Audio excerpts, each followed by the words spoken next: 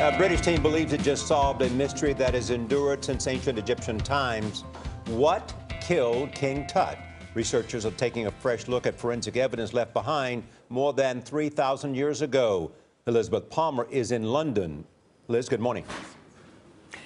Good morning. Well, King Tut was by far from being one of the most powerful of the ancient Egyptian pharaohs, but he's certainly the most celebrated.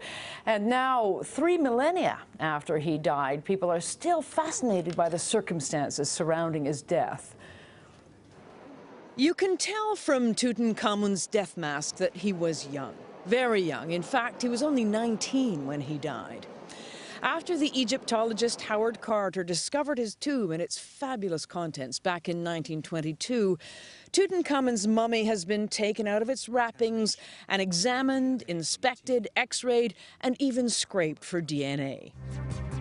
Now, armed with all that data and supported by modern science, Chris Naunton and his colleagues decided to go back and take a fresh look at Carter's original notes, which he'd never followed up.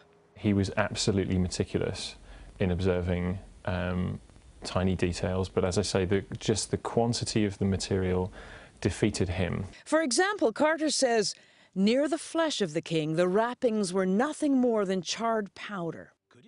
So, could they actually have been burned? Naunton put together an experiment to show that, yes, under the right conditions, the linseed oil used in the linen wrappings could have caught fire. Well, it's produced a fair bit of smoke. We were able to show in the lab that if the conditions are right, it's only a few hours before you get to about 300 or 400 degrees, crazy temperatures. And the most basic question, how did the teenage king die in the first place? Scientists have speculated for decades that it was malaria that killed him, or a head wound, or a leg infection. Certainly his skeleton shows he had broken bones up the left-hand side of his body, and that, to Naunton, suggested a new explanation, a chariot accident. The team that reconstructs accidents for the British court system modeled what might have happened.